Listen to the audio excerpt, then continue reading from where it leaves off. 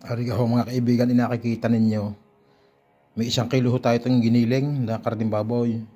At tapos yun ang ilalahok ko. May sibuyas ho tayo, saka karote, at saka pisili, at saka pepperoni, bell pepper. At yun ginayat na. At saka meron tayong itlog. Ay ari ho naman alam ko nyo kung ano ore.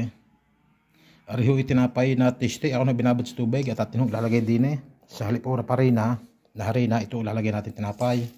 Ito may tubig at yun pipigay maigi. At pag napigaho natin ng pigang-piga, tayo yung makakamay na at yung kamay malinis. So, ilalagay ho natin dito. Yan. At siya ho natin ihalo.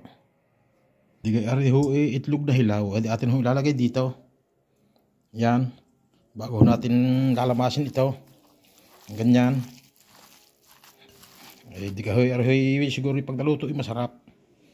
Hindi ko hula ka lang kung itatawag ko din ilalagay ho natin na paminta at saka asin. Kaunti hula ang asin. Tapos ilalagay din natin at yung paghahalo-halo na lahat yan. Yan, ganyan hulang yan.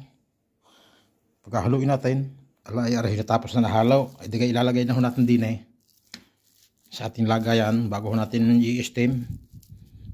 Yan, at nilagyan ho natin itlog sa ilalim. Pero pag ating binaligtad mamaya pag naluto, ay magandang kulay. Kaya pagkatapos natin mailagay, atin ho tataklopan tulad ito bago isasalang na ho natin.